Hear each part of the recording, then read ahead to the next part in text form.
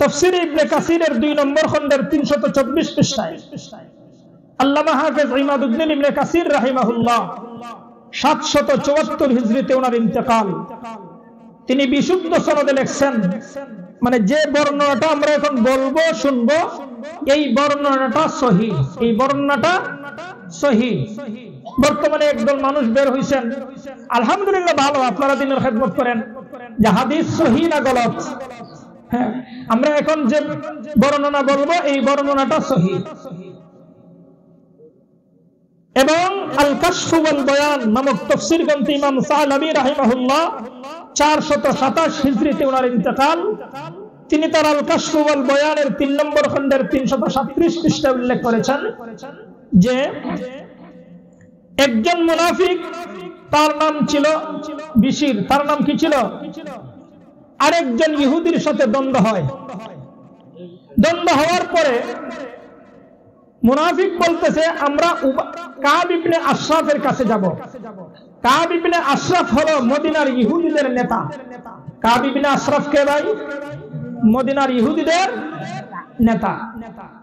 ইহুদি বলল না, আমরা যাব মুহাম্মদুর রাসূলুল্লাহর কাছে। বলেন সুবহানাল্লাহ। একজন ইহুদি বলে আমরা মুকদ্দমা নিয়ে যাব কার কাছে? মুহাম্মদের কাছে। আর নামদারি মুসলমান বিশির বলে আমরা যাব কাব ইবনে আশরাফ ইহুদির কাছে। মুসলমানের উচিত আমরা বিচার ব্যবস্থা করব একমাত্র কোরআনী শাসন ব্যবস্থা। বলেন ঠিক কিনা? এটা হলো মুসলমানদের চাহিদা। কারণ যেহেতু আল্লাহ আমাকে বানাইছেন, আমি মুসলিম, আল্লাহর তরফ থেকে আমাকে দুনিয়াতে চালানোর জন্য আল্লাহর তরফ থেকে আইন দেওয়া আছে। তো আমার উচিত হইল আমার কোন সমস্যা হলে আমি সমাধান খুঁজবো কোরআনে না মানুষের কাছে? কোরআনে। এখন কোরআনে দিয়ে খুঁজবো, আমি কোরআন বুঝি না, তাইলে খুঁজবো কার কাছে? উলামায়ে কেরামের কাছেই। তো ইহুদি বলতেছে যে না আমরা মুহাম্মদের কাছে যাব, নামদারি মুসলিম বলতেছে না আমরা কাব ইবনে আশরাফের কাছে যাব। সর্বশেষ সিদ্ধান্ত হলো তারা রাসূলুল্লাহ সাল্লাল্লাহু আলাইহি সাল্লামের কাছে আসলেন। রাসূলুল্লাহ সাল্লাল্লাহু আলাইহি সাল্লাম তথ্য তালাশ করে সাক্ষী গ্রহণ করে তিনি রায় দিলেন ইহুদির পক্ষে। যেহেতু ইহুদি ন্যায়ের পক্ষে ছিল, এই জন্য রাসূলের রায় হইল ইহুদির পক্ষে। এখান থেকে আমরা একটা জিনিস শিখতে পারি, ইসলাম কখনোই কারো উপর বেইনসাফ এবং অন্যায় করে না। কথা বলেন ঠিক কিনা? ইসলাম যদি বেইনসাফ অন্যায় করত তাহলে রাসূল অবশ্যই মুসলমানের পক্ষে রায় দিতেন, ইহুদির পক্ষে রায় দিতেন না। যেহেতু রাসূল ইনসাফ আর ন্যায় প্রতিষ্ঠা করার জন্য এসেছেন, তাই রাহমাতুল লিল আলামিন সরকারে দু আলম ইহুদির পক্ষে রায় দিয়েছেন, যেহেতু সে ন্যায়ের পক্ষে ছিল। তখন ইহুদি তার বিচার পেয়ে গেল।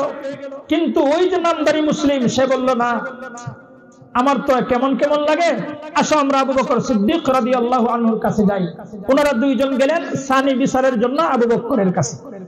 আবু বকর সিদ্দিক রাদিয়াল্লাহু তাআলা আনহু বলেন যে দেখো, যে জায়গায় রাসূল ফয়সালা করেছেন সে জায়গায় আবু বকরের কোনো কমেন্ট থাকতে পারে না।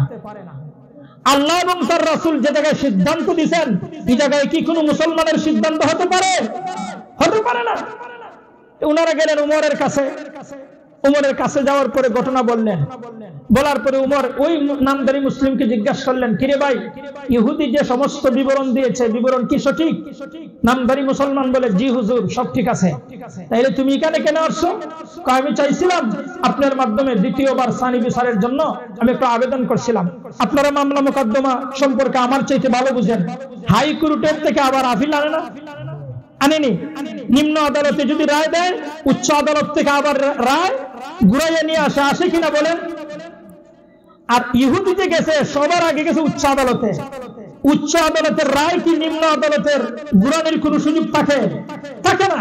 তো উমর রাদিয়াল্লাহু আনহু বলেন, যদি এটাই হয়ে থাকে তাহলে তোমরা একটু এখানে দাঁড়াও, আমি ফয়সালা করতেছি, ঘর থেকে আসি। দরজার সামনে এদেরকে দাঁড় করাইয়া রাখলেন।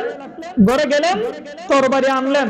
আনার পরে ওই নামদারি মুসলমানের কল্লা কর্তন করে দিলেন। বলেন সুবহানাল্লাহ। বলবেন হুজুর এখানে সুবহানাল্লাহর কি আছে? সামনে গেলে বুঝবেন সুবহানাল্লাহর কি আছে। যখন তিনি মাথা উড়াইয়া দিলেন, সে তাকে হত্যা করে দিলেন। তখন সময় ওই যে উনার কিছু লোক আছিল, গোষ্ঠীর লোকেরা, ওনারা রাসূলুল্লাহ সাল্লাল্লাহু আলাইহি ওয়াসাল্লামের কাছে আসছে। তাফসীরে মারিফুল কোরআনে মুফতি শফি রাহিমাহুল্লাহ 1396 হিজরিতে উনার ইন্তেকাল। 2 নম্বর খণ্ডের 515 নম্বর পৃষ্ঠায় লিখেছেন যে তখন সময় উনার গোষ্ঠীর লোকেরা রাসূলুল্লাহ সাল্লাল্লাহু আলাইহি ওয়াসাল্লামের কাছে এসে বলল, ইয়া রাসূলুল্লাহ, উমর শরীয়তের দলিল ছাড়াই একজন মুসলমানকে হত্যা করে দিয়েছে, সুতরাং আমরা আপনার কাছে মুসলমানের হত্যার বিচার চাই উমরের বিরুদ্ধে। ইসলামের আইন হত্যার বদলা হত্যা, তাইলে উমরকে এখন কি করতে হবে? হত্যা করতে হবে। আমার কথা বুঝতেছেন? সামনের কথাগুলো বোঝার জন্য এটা খুব জরুরি, এই জন্য আস্তে ধীরে কথা হবে, আপনারা ঘাবড়েই যাবেন কেন।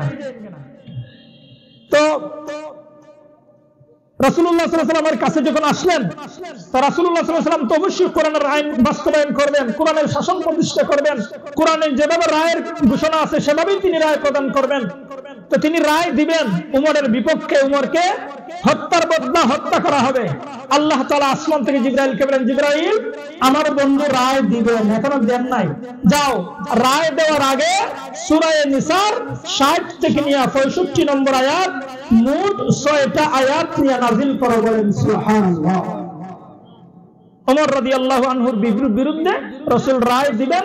জিবরাইল এসে বলছেন, ইয়া রাসূলুল্লাহ, আল্লাহর তরফ থেকে আপনাকে সালাম, আমি জিবরাইলের পক্ষ থেকে আপনাকে সালাম নেন। আগে সূরা নিসার এই আয়াতগুলো একটু শুনেন। আয়াতগুলোতে আল্লাহ কি বলছেন? আলাম তারা ইলাল্লাযীনা ইয়াজউমুনা আন্নাহুম আমানু বিমা উনজিলা ইলাইকা ওয়া মা উনজিলা মিন ক্বাবলিক ইউরিদুনা আন ইয়াতাহাকামু ইলাত তাগুত ওয়া ক্বাদ উমিরু আন ইয়াকফুরু বিহি ওয়া ইউরিদু আশ-শাইতানু আন ইউদিল্লাহুম দালালাম বাঈদা। আল্লাহ তাআলা বলে দিলেন, ওগো নবীজি, মানুষের মধ্যে এমন কিছু মানুষ আছে যারা নিজেদেরকে মুমিন বলে দাবি করে, মুসলমান বলে দাবি করে, যারা বলে আমরা ঈমান গ্রহণ করলাম আল্লাহ যা কোরআনে নাজিল করেছেন, কোরআনের প্রতি আদম থেকে নিয়ে ঈসা পর্যন্ত যত নবী রাসূল আল্লাহ দুনিয়াতে নাজিল করেছেন সব আসমানি কিতাবের উপর আমরা বিশ্বাস স্থাপন করেছি। কিন্তু এরা বিচারের জন্য, আদালতের জন্য কোরআনের কাছে যায় না, নবীর সুন্নাহর কাছে যায় না, আল্লাহ এবং তার রাসূলের দেওয়া বিধানের দ্বারদারি হয় না, এরা তাগুতের কাছে যায়। তাগুত বলতে হলো কোরআন সুন্নাহর আইন ছাড়া যত আইন আছে, আল্লাহ কোরআনের এক শব্দে বলেছেন এরা হইল তাগুতের শাসন ব্যবস্থা। এরা কিসের ব্যবস্থা বলেন? আমাদের বাংলাদেশে কি শয়তানি ব্যবস্থা না ইনসাফি ব্যবস্থা বলেন? আপনি বললেও ঠিক, না বললেও ঠিক, এই জন্য ভয়ের কোনো দরকার নাই। আপনি মুসলিম, মারা যাবেন এটা নিশ্চিত, কিন্তু কোরআনের পক্ষে কথা বলে মারা যান, হতে পারে আল্লাহ এই উসিলায় আপনাকে মাফ করে দিবেন, ঠিক কিনা? আল্লাহ তাআলা বলেন, ওগো রাসূল, আপনার কাছে তারা এসে তাদেরকে ঈমানদার বলে দাবি করে, কিন্তু বিচারের জন্য শয়তানি ব্যবস্থার কাছে যায়। আপনি বলে দেন এরা কখনোই মুসলিম হতে পারে না, এরা হলো মুনাফিক। 65 নম্বর আয়াতে আল্লাহ বলেন, ফালা ওয়া রাব্বিকা, আল্লাহ বলেন আমি আমার রব রুবুবিয়তের কসম করে বলছি, লা ইউমিনুনা, তারা মুমিন হতে পারে না, হাত্তা ইউহাক্কিমুকা ফীমা শাজারা বাইনাহুম, যতক্ষণ না তারা বিচারের জন্য আল্লাহ এবং তার রাসূলের আইন মানবে না, ততক্ষণ পর্যন্ত মুমিন হতে পারে না। তাই উমর যাকে হত্যা করেছে মুসলিমকে হত্যা করে নাই, উমর একটা টাটকা বেঈমান কাফেরকে হত্যা করেছে, অন্যায়ভাবে করে নাই, ন্যায়সঙ্গতভাবে করেছেন। এই জন্য উমরের ফয়সালায় আমি আল্লাহ রাজি আর খুশি হয়ে গেলাম। আমি আল্লাহ এর ডকুমেন্টের জন্য সূরা নিসার 6টা আয়াত আমি আল্লাহ নাযিল করে দিলাম। তাইলে উমরের পক্ষে কয়টা আয়াত আসলো? 6টা।